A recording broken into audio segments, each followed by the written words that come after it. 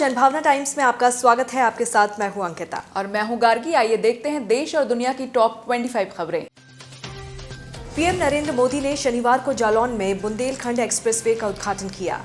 वो सुबह ही विशेष विमान से कानपुर एयरपोर्ट पहुंचे, जहां पर सीएम योगी आदित्यनाथ ने उनका स्वागत किया था। बुंदेलखंड एक्सप्रेसवे पीएम मोदी की महत्वाकांक्षी परियोजनाओं में से एक है, जिसका शिलान्यास उन्होंने 2 साल पहले किया था। पीएम मोदी ने फरवरी 2020 में एक्सप्रेसवे का शिलान्यास किया था, जिसे फरवरी 2023 में पूरा किए जाने का लक्ष्य रखा गया था, लेकिन कोरोना संकट के बावजूद इसे 8 महीने पहले ही पूरा कर लिया गया। 296 किलोमीटर के दायरे में फैले बुंदेलखंड एक्सप्रेसवे से अब दिल्ली से चित्रकूट जाने का समय लगभग आधा हो गया है। पहले जहां 12 से 14 घंटे लगते थे, वहीं अब 6 घंटे में यात्रा पूरी हो जाएगी। बताया जाता है कि इस एक्सप्रेसवे की जमीन खरीदने में 2200 करोड़ रुपए लगे थे और निर्माण में 14,850 करोड़ रुपए खर्च हुए।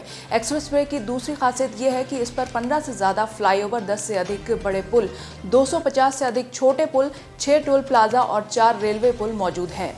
महाराष्ट्र के मुख्यमंत्री एकनाथ शिंदे ने औरंगाबाद और उस्मानाबाद का नाम बदलने का ऐलान किया है। उन्होंने बताया कि महाराष्ट्र कैबिनेट की बैठक में औरंगाबाद का नाम संभाजीनगर और उस्मानाबाद का नाम धाराशिव करने का फैसला लिया गया है। साथ ही नवी मुंबई एयरपोर्ट का नाम बदलकर डीबी पाटिल एयरपोर्ट किया गया है। हालांकि पहले ही उद्धव ठाकरे सरकार ने ये फैसला ले लिया था, लेकिन अब इसे गैर कानूनी बताते हुए एकनाथ शिंदे ने दोबारा कैबिनेट से इसे पारित करवाया है। देश में उपराष्ट्रपति चुनाव को लेकर गहमागहमी तेज हो गई है। बीजेपी आज संसदीय वोट की बैठक में उपराष्ट्रपति उम्मीदवार को लेकर अंतिम फैसला ले सकती है। बीजेपी संसदीय वोट की बैठक में पीएम मोदी, बीजेपी के अध्यक्ष जेपी नड्डा, गृह मंत्री अमित शाह, रक्षा मंत्री राजनाथ सिंह समेत कई दिग्गज नेता शामिल होंगे।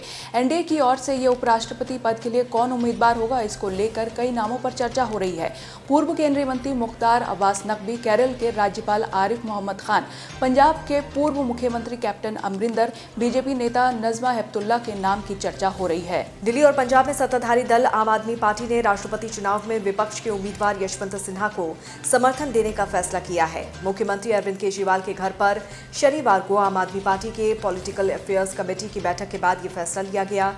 इस बैठक में अरविंद केजरीवाल, मनीष सिसोदिया, पंकज गुप्ता, राघव चड्ढा, आतिशी, संजय सिंह, दुर्गेश पाठक, राखी बिडलान, एंडी गुप्ता मौजूद थे। आपको बता दें कि 2 राज्यों दिल्ली और पंजाब में आम आदमी पार्टी के 10 राज्यसभा सांसद हैं, जिनमें से 3 और दिल्ली और 7 पंजाब से हैं।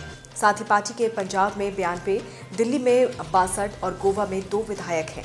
तिस्टा शीतल वाड़ पर एसआईटी के दावे के बाद बीजेपी और कांग्रेस आमने सामने है। एसआईटी के दावे के बाद बीजेपी प्रवक्ता संबित पात्रा ने कहा है कि तिस्टा शीत वाड़ ने जो कुछ भी किया है वो कांग्रेस के कहने पर किया है। पात्रा ने आरोप लगाया कि कांग्रेस ने तिस्टा को शुरू में 30 लाख रुपए दिए, तो वहीं इस मामले पर अहमद पटेल की बेटी मुमताज पटेल ने जवाब देते हुए कहा है कि चुनाव की वजह से इस तरह के आरोप लगाए जा रहे हैं और विपक्ष की छवि को खराब किया जा रहा है। पटना पुलिस ने पाकिस्तान से संचालित गजवाए हिंद मॉडल का खुलासा किया है। पिछले 6 सालों से ये ग्रुप एक्टिव था और 2023 में जिहाद की जोरदार तैयारी कर रहा था। इसके तार सीधे पाकिस्तान से जुड़े थे और ये व्हाट्सएप ग्रुप के जरिए सूचनाओं का आदान प्रदान कर रहे थे। फिलहाल 2 व्हाट्सएप ग्रुप की सुरक्षा एजेंसियां पड़ताल कर रही हैं। फुलवारी शरीफ से गिरफ्तार मरगूफ अहमद दानिश उर्फ ताहिर से पूछताछ और उसके पास मौजूद मोबाइल से इस बात का खुलासा हुआ है। पटना पुलिस को दानिश के स्मार्टफोन से कई बेहद संवेदनशील जानकारियां मिली हैं। पुलिस के मुताबिक दानिश ही गजवाए हिंद मॉडल को ऑपरेट कर रहा था। भारत में कोरोना मामलों की रफ्तार कम होने का नाम नहीं ले रही। एक बार फिर से 20,000 से ज्यादा मामले दर्ज किए गए हैं। स्वास्थ्य मंत्रालय की तरफ से जारी आंकड़ों के मुताबिक पिछले 24 घंटों में कोरोना के 20,044 नए मामले सामने आए हैं। वहीं 24 घंटे में 26 लोगों की मौत हो गई है। इसके बाद कोरोना के कल एक्टिव मामलों की संख्या 1,40,760 तक पहुंच चुकी है। वहीं दूसरी तरफ पिछले 24 घंटे में 18,301 लोग कोरोना से ठीक भी हुए हैं, लेकिन संक्रमण दर 4.80% है। देश की राजधानी दिल्ली और उसके आसपास के इलाकों में आज मौसम का मिजाज बदल गया है। दिल्ली एनसीआर में झमाझम बारिश के बाद जहां एक तरफ मौसम सुहाना हो गया है, तो वहीं लोगों को उमस से राहत मिली है। दिल्ली एनसीआर के कई इलाकों में कहीं कहीं तो मूसलाधार तो कहीं मध्यम बारिश हुई है। गाजियाबाद, नोएडा, ग्रेटर नोएडा के आसपास अच्छी बारिश हुई हुई है, इसके बाद ठंडी हवाएं चलने लगी हैं। भारतीय मौसम विभाग के अनुसार आज दिल्ली के अलावा उत्तर प्रदेश और हरियाणा के कई इलाकों में तेज बारिश का अनुमान है। महाराष्ट्र में इस मानसून में बारिश के कारण हुए हादसे में अब तक 102 लोगों की मौत हो चुकी है। इनमें 3 मौतें पिछले 24 घंटे में हुई। महाराष्ट्र में बीते 24 घंटों में बुलढाना, नासिक और नंदुरबार जिले में एक व्यक्ति की मौत हुई है और 2 लोग लापता हैं। रिपोर्ट के मुताबिक इन लोगों की मौत बाढ़, बिजली गिरने, भूस्खलन, पेड़ व दीवार गिरने जैसी घटनाओं के कारण हुई। भारी बारिश से 20 गांव प्रभावित हुए हैं और 3,873 लोगों को सुरक्षित राहत शिविरों तक पहुंचाया गया है। दक्षिण गुजरात और सौराष्ट्र में बारिश का कहर जारी है। भारी बारिश के कारण जनजीवन पूरी तरह से अस्त व्यस्त है। शुक्रवार को दोनों इलाकों की 6 तालुकाओं में 200 मिलीमीटर बारिश दर्ज की गई है। मौसम विभाग ने अगले 24 घंटे में इस इलाके में भारी से बहुत भारी बारिश की चेतावनी दी है।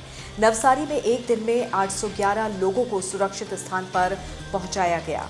असम में भी बारिश और बाढ़ का कहर थमने का नाम नहीं ले रहा। प्रदेश में 2,10,746 लोग अभी भी बाढ़ से घिरे हैं। असम राज्य आपदा प्रबंधन प्राधिकरण के अनुसार कछार जिले में एक और व्यक्ति की मौत हो गई है, जिससे सूबे में बाढ़ और भूस्खलन के कारण मरने वालों की संख्या 194 हो गई है। सबसे ज्यादा प्रभावित कछार में 1,20,118 लोग अब भी बाढ़ से जूझ रहे हैं, जबकि मोरेगांव में 89,264 लोग प्रभावित हैं। प्रदेश में 6 जिलों के कुल 799 गांव अभी भी पानी में डूबे हुए हैं। उत्तराखंड में भारतीय मौसम विज्ञान विभाग ने शनिवार और रविवार को भारी बारिश का अनुमान जताया है।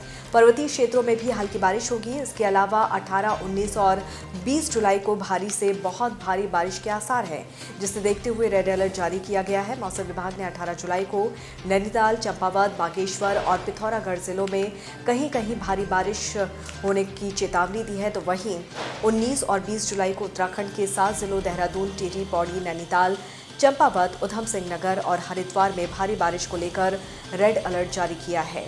अमेरिकी राष्ट्रपति जो बाइडेन ने युवराज मोहम्मद बिन सलमान से इजराइल दौरे के बाद सऊदी अरब में मुलाकात की।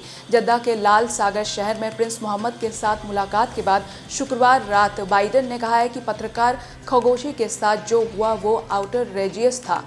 राष्ट्रपति बनने से पहले जो बाइडेन ने मानवाधिकार को लेकर सऊदी अरब की काफ़ी आलोचना की थी। ऐसे में सऊदी अरब के युवराज मोहम्मद बिन सलमान के साथ जो बाइडेन की ये मुलाकात 2 देशों के बीच दूरी को खत्म करने की दिशा में एक नई शुरुआत के दौर पर देखी जा रही है। ब्रिटेन में प्रधानमंत्री की दौड़ में भारतवंशी ऋषि सुनक सबसे आगे चल रही हैं, लेकिन मीडिया रिपोर्ट्स की माने तो पूर्व प्रधानमंत्री बोरिस जॉनसन ने सुनक की उम्मीदवारी के खिलाफ सीक्रेट अभियान छेड़ दिया है।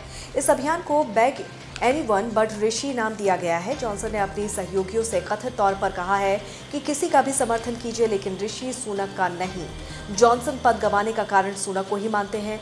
वैसे तो जॉनसन ने सार्वजनिक तौर पर किसी दावेदार का समर्थन नहीं किया है, लेकिन उन्हें पेनी बर्डंट या लिज ट्रस की दावेदारी से कोई ऐतराज नहीं है। ब्रिटेन में प्रधानमंत्री की रेस में भारतीय मूल के ऋषि सुनक 2 चरणों की वोटिंग के बाद सबसे आगे रहे हैं।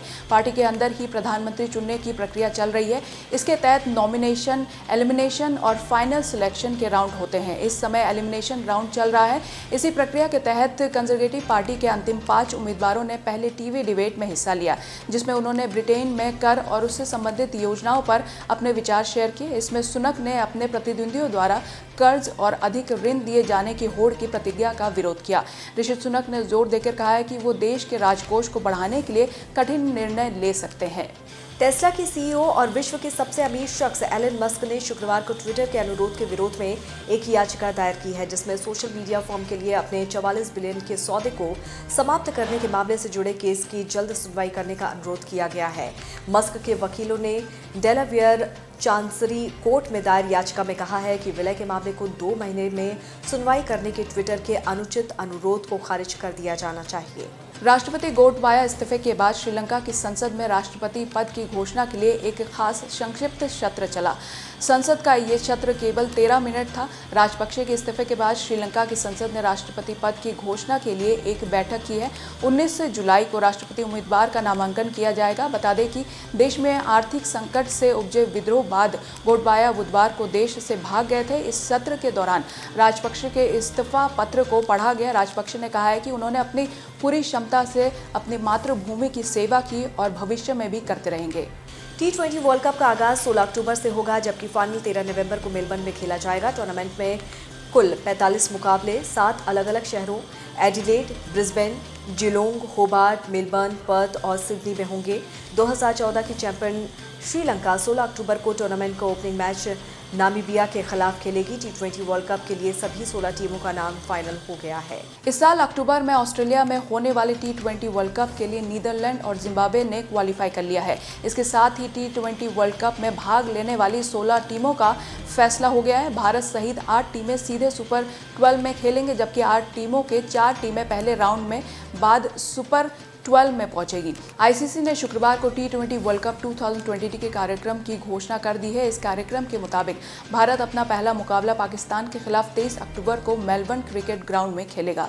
कैटरीना कैफ और विकी कौशल मालदीव में हैं। आज कैटरीना का बर्थडे है और दोनों वहीं सेलिब्रेट करने वाले हैं, यानी कि कैटरीना का ये बर्थडे काफ़ी यादगार और खूबसूरत होने वाला है। विकी कौशल शादी के बाद अपनी पत्नी के पहले बर्थडे में कोई कमी नहीं छोड़ना चाहते हैं, तभी तो वो देश से दूर मालदीव में कैटरीना को लेकर निकल पड़े हैं। हिना खान और निया शर्मा नजर आएंगी झलक दिखला जा शो में। ये उन कुछ सेलिब्रिटीज की लिस्ट में शामिल है जिन्हें मेकर्स ने सबसे पहले अप्रोच किया। अब जहां हिना के साथ अभी भी बातचीत जारी है, वहीं निया के इस शो में हिस्सा लेने की कंफर्मेशन आ गई है। बॉलीवुड अभिनेत्री तारा सुतारिया अपनी अपकमिंग फिल्म एक विलन रिटर्न्स को लेकर चर्चा में है। दरअसल 2 गाने पहले ही रिलीज किए जा चुके हैं। अब इस फिल्म का अगला गाना रिलीज होने वाला है, जिसका टीजर सोशल मीडिया पर तारा सुतारिया ने शेयर किया है। इस गाने की खास बात यह है कि इसे तारा सुतारिया ने अपनी आवाज में गाया है।